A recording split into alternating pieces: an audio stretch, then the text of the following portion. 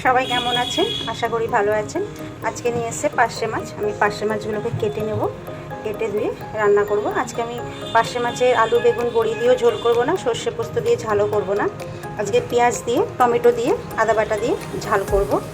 একটু অন্য রকমের রান্নাটা করব, একঘেয়ে ভালো লাগে না। চলুন তাহলে মাছটা কেটে নিই আমি।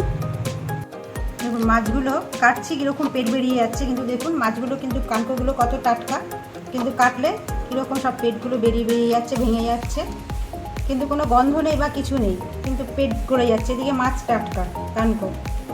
যাই হোক, এনেছে পাড়ার থেকে মাছ রাখা হয়েছে, কেটে নিই রান্না করব। কেটে ধুয়ে নিয়েছি, এই দেখুন কেটে ধুয়ে নিয়েছি। এবার নুন হলুদ মাখিয়ে নেব। দেবো নুন, দেবো হলুদ দিয়ে এবার এটা আমি মাখিয়ে নেব। নুন হলুদ মাখিয়ে নিয়েছি, এবার আমি রান্নাটা চাপিয়ে দেবো। আমি গ্যাস ধরিয়ে কড়া বসিয়ে দিয়েছি, আমি তেলও দিয়ে দিয়েছি। এবার মাছগুলো দিয়ে দেবো। তেল গরম হয়ে গেছে, আমি কিন্তু সর্ষের তেল দিয়েছি। দিয়ে দেবো এবার মাছ।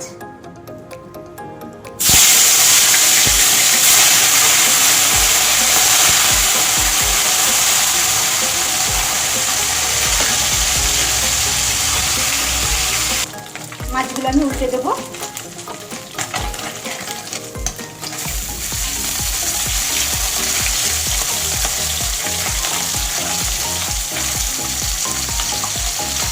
মাছগুলো মনে হয় আমাদের দেশি পার্শে না, দেশি পার্শে মাছ হলে কড়াইতে দিলে এরকম ভেঙে যায় না। মাছগুলো কিন্তু পচাও না, কোনো গন্ধ নেই। মাছগুলো আবার শক্তও কিন্তু কাটার সময় যেমন পেটটা কেমন হয়ে গেছে, আর ভাজি দেখুন কীরকম উঠে গেছে, ভেঙে গেছে, কিন্তু কোনো গন্ধ নেই। মাছগুলো কিন্তু সত্যি সব শক্ত মাছ। মাছগুলো কিন্তু শক্ত, মাছগুলো কিন্তু নরম না। প্রত্যেকটা মাছই বেশ শক্ত, কিন্তু ভাজার সময় কীরকম ভেঙে যাচ্ছে। মাছ দুপাশে ভাজা হয়ে গেছে, এবার আমি তুলে নেব।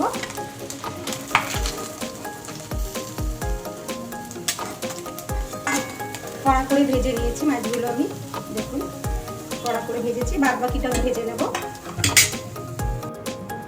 আমি সব মাছ ভেজে তুলে নিয়েছি। দেখুন মাছ তো না, মাছের কঙ্কাল ভাজা মনে হচ্ছে। ওই জন্য পাড়ার থেকে মাছ না নেওয়াই ভালো, বাজারে গিয়ে দেখে শুনে মাছ কিনে নেওয়াই ভালো। মাছগুলো কিন্তু পচা না, কিন্তু কড়াইতে দেওয়ার সঙ্গে সঙ্গে কেমন সব ভেঙে গেছে। দেখুন বাজারে গেলে ভালো একটু দেখে শুনে নেওয়া যায়, পাড়ার থেকে নিয়েছে ওর জন্য এরকম হয়েছে। এটা কিন্তু দেশি পার্শে না, এটা সামুদ্রিকের পার্শে। আমি কড়াইতে একটু কালো জিরে দিয়ে দেবো কালো জিরে। এবার দেবো পেঁয়াজ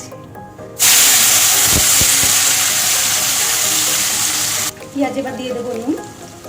আমি স্বাদ মতো নুন দিয়ে দেবো। অনেক হয়তো ভাবতে পারেন যে এই মাছের ভিডিওটা কেন করলো, ভিডিওটা করতাম না যখন সব কিছু ভালো জিনিসই যখন দেখাতে পারি, তাহলে এইটা না দেখানোর কী হতো। আমরা ভালো জিনিস শেয়ার করবো, খারাপ জিনিস শেয়ার করবো, সেটা তো হয় না। এই জন্য দেখালাম যে পাড়ার থেকে মাছটা নিল, বলতেই পারতো যে এটা সামুদ্রিকের মাছ, কিন্তু মাছালা বলেনি। কেউ কিছু মনে করবেন না, এটা কিন্তু পচা মাছ না। আপনারা মাছ যখন পাড়ার থেকে নেবেন একটু দেখে শুনে নেবেন। পেঁয়াজ আমার যতটা ভাজার আমি ভেজে নিয়েছি, এর মধ্যে এবার দিয়ে দেবো টমেটো। আমি এখানে দুটো টমেটো নিয়েছি, টমেটো একটু বেশি করেই দেবো।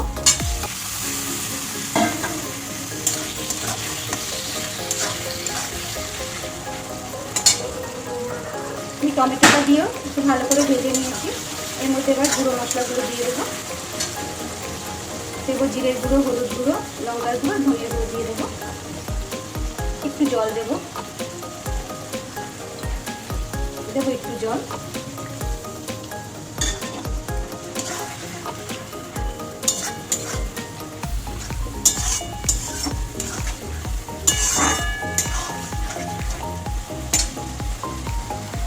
দেবো একটু আদা বাটা, অল্প দেবো আদা।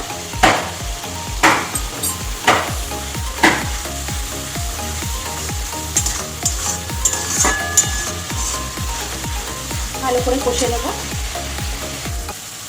ভালো করে মাছের মশলাটা কষিয়ে নিয়েছি ভালো করে। দেখুন মশলা থেকে তেল ছেড়ে দিয়েছে, মশলা থেকে। এবার একটু জল দেবো।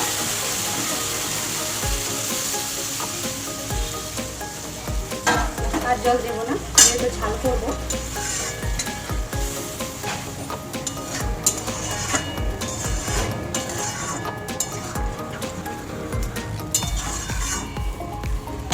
ফুটে গেলে আমি মাছটা দিয়ে দেবো। মাছের ঝালটা ভালো মতন ফুটে গেছে, অনেকটাই ঝোল টেনে নিয়েছে। এখন আমি মাছগুলো দিয়ে দেবো।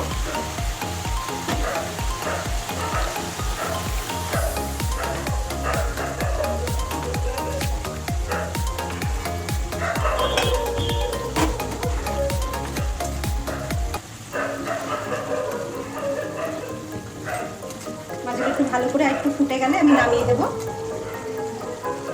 এবার মাছে দেবো একটু ধনে পাতা।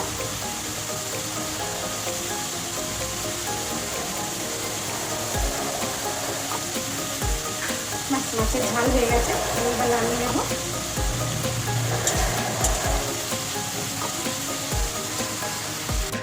মাছের ঝাল আমি নামিয়ে দিয়েছি। মাছটার নাম দিলাম পার্শে মাছের কঙ্কালের ঝাল।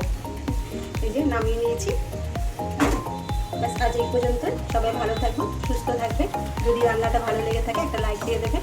আবার দেখা হবে।